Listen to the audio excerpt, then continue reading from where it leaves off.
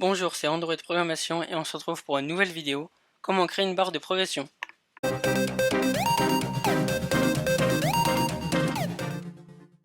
Avant de commencer la vidéo, je tiens juste à préciser qu'il y a une manière plus simple de le faire, mais qui est beaucoup moins belle, je trouve. Car on ne peut pas personnaliser la barre de progression, comme la couleur ou sa taille. D'abord, on va créer un nouveau projet, Empty Activity, Next. On va l'appeler barre de progression. L'emplacement, donc package name, vous mettez ce que vous voulez. L'endroit, vous mettez où vous voulez. Bien sûr, le langage en Java. Finish. On attend que ça charge. Donc là, ça a chargé. Maintenant, on va aller dans l'éditeur graphique. Ça, on peut le fermer. On va mettre deux images. On met n'importe quelle image, puisque de toute façon, après, on va la changer. On en met deux. Hop. Les contraintes, minimum 2. C'est ce qu'on va faire. L'endroit, pour l'instant, on s'en occupe pas, puisque après, on va le changer dans le code. On met juste les contraintes et un nom. Donc ici, on va mettre que c'est la barre. Ça, on va mettre que c'est le fond. Voilà. Maintenant, on rouvre cet onglet-là. Et dans Drawable, clic droit, New et Drawable Resource File. On va appeler Round. On va en créer deux, donc Round. Le premier. Le sélecteur, on va le changer par Shape. Et ici, en fait, ce qu'on va faire, c'est qu'on va arrondir notre barre de chargement. Et le fond aussi, du coup. Donc ici, on va mettre, on ouvre, on met solide. Et vous mettez n'importe quelle couleur, puisque moi, de toute façon, je vais la changer après ici. Vous mettez custom, vous mettez la couleur que vous voulez. Moi, je vais mettre un bleu clair. Voilà. Ça me paraît pas mal. Maintenant, il faut arrondir tout ça. Et on met corner. Voilà. Android Radius. Moi, je vais mettre 60. Je trouve que c'est pas mal. On ferme la balise. Voilà. Maintenant, on va créer ça une deuxième fois, exactement le même, sauf qu'on va changer la couleur. Donc, on va appeler round 2. OK. Donc, ici, on refait la même manipulation. Shape. En bas, on va changer. Ici, on met solide. Android color dark, par exemple. Ici, on va changer.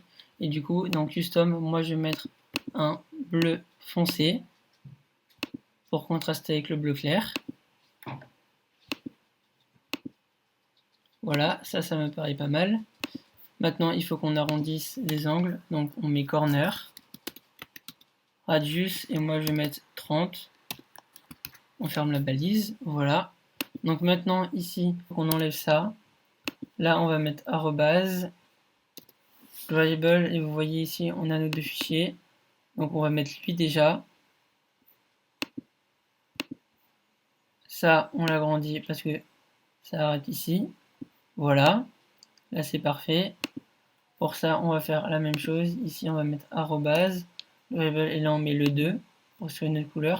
Ça, on enlève. Alors, je ne sais pas pourquoi ça se rate ici, mais c'est pas grave. Donc voilà, là, c'est parfait. Alors, pour l'instant, on s'en fout de la largeur et de l'emplacement. On verra ça après dans le code. Donc ça, on peut fermer. Ça, on peut fermer. Ça aussi. Maintenant, dans le code, donc on va relier d'abord les images. Donc, image view. Ici. Voilà. Et on va mettre donc barre, virgule, fond, point virgule. Ici, on va les relier à l'éditeur graphique. Donc barre, c'est égal à find viewById.id.bar. On fait un parenthèse, point virgule. Fond, c'est égal à find viewById.id.fond. Point virgule. Ce qu'on va faire maintenant, c'est créer une variable pour les secondes et les minutes, pour le temps dans lequel la barre de chargement s'effectue. Donc seconde, minute. Voilà. Ici, on va mettre que seconde, c'est égal, on va mettre au pif à 20. Vous pouvez mettre ce que vous voulez, bien sûr. Minute, on va mettre que c'est égal à 1 pour l'instant. Alors ici, on va devoir créer aussi un runable. Alors un runable, c'est juste une fonction qu'on peut effectuer par exemple toutes les secondes. Donc c'est très pratique. On va appeler runable, point virgule. Donc on va devoir créer aussi d'autres fonctions pour calculer, on doit rajouter combien toutes les secondes. Par exemple, si on doit rajouter 0,3 pixels toutes les secondes ou 1 pixel toutes les secondes. Donc ici, il y a un truc qu'on va appeler temps pour calculer le temps complet en secondes et une variable ajoutée pour ce qu'on doit ajouter toutes les secondes. Point virgule. Donc ici, très simplement, on va mettre que temps c'est égal du coup au nombre de secondes, plus le nombre de minutes fois 60. Donc tout simplement 60 fois minutes. Point virgule. Et maintenant, pour ajouter, on va mettre que c'est égal à la largeur de la barre de chargement divisé par le temps. Donc on va mettre sa largeur est de 600 divisé par le temps. Et ça va nous dire combien on doit rajouter toutes les secondes. Donc maintenant, runable est égal à new runable, enter, ici point virgule. Donc il faut qu'on crée une autre variable, j'ai oublié ici, pour la valeur de la largeur actuelle. Donc nouvelle largeur, on va l'appeler, puisqu'on a déjà une variable largeur. Voilà, pour l'instant on va l'initialiser à 0. Voilà. Alors ici on va devoir mettre que la barre au lancement de l'application, puisque je vais lancer le chargement au lancement de l'application, sa largeur elle est égale à 0. Donc ce qu'on va faire c'est constrainte layout params est égal new constrainte layout.params et ici constrainte layout.params.wrapContent point virgule la même chose, non virgule la même chose, donc on copie et on colle. Voilà. Donc ici on va mettre params.height, donc c'est la hauteur, on va mettre qu'elle est égale à 40, point virgule, et params.width qui veut dire largeur, on va la mettre bien sûr à 0, point virgule. Maintenant on va mettre qu'on applique tous ces paramètres à la barre, donc on va mettre bar.set layout params et params. Voilà. Donc là déjà vous allez voir, si vous lancez l'application, il y aura juste le fond bleu et la barre de chargement pour l'instant qui est invisible, on ne la voit pas.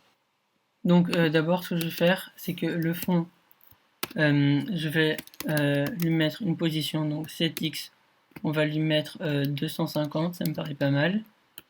Et fond.sety, on va lui mettre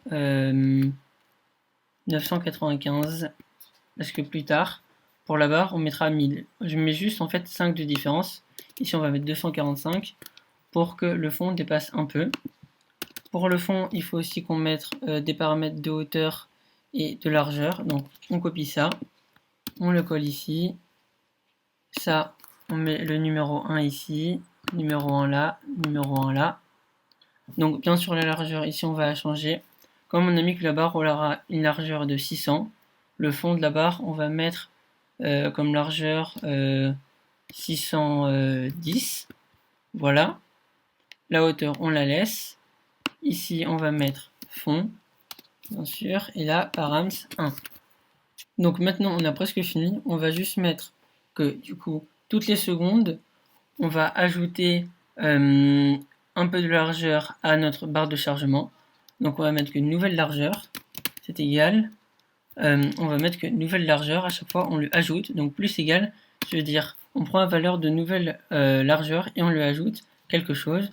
Donc là on va lui ajouter, ajouter tout simplement. Alors on va copier ces paramètres pour aller plus vite. CTRL C, CTRL V, commande C, commande V. Ça dépend si vous êtes sur Mac ou sur Windows. Donc ici, on laisse ça. Et là, bien sûr, la largeur, elle est égale à nouvelle largeur. Ici, il faut aussi qu'on lui mette une position, parce qu'on lui en a pas mise. Du coup, on va copier ça. Hop. Alors, comme j'ai dit tout à l'heure, on rajoute 5 pour que ça dépasse un tout petit peu, enfin pour que la barre soit dans le fond, pour que ça fasse un effet assez esthétique. Ici, on met barre, et là, on met barre. Bien sûr, il faut qu'à un moment, la barre arrête de grandir. Donc, on met que if nouvelle largeur est inférieure à, on va mettre du coup 600. Alors, on peut réexécuter ce code-là. Et du coup, pour exécuter le runable, tout simplement, on met new handler post delayed. Là, on met le runable exécuté, donc nous il s'appelle runable, virgule, le temps à attendre avant de l'exécuter en millisecondes. Donc pour une seconde, c'est 1000, point virgule. Bien sûr, le handler, bien sûr, je veux dire le runable, il faut qu'on l'exécute au lancement de l'application. Donc on va le mettre ici. Ah non, on va le mettre après bien sûr, parce que le runable n'a pas encore été créé. Si je le mets avant, ça ne risque pas de marcher. Donc bien sûr, la première fois que vous pouvez exécuter le runable, si vous voulez, vous mettez ce code-là dans la fonction d'un bouton. Et du coup, quand vous appuierez sur le bouton, le chargement commencera.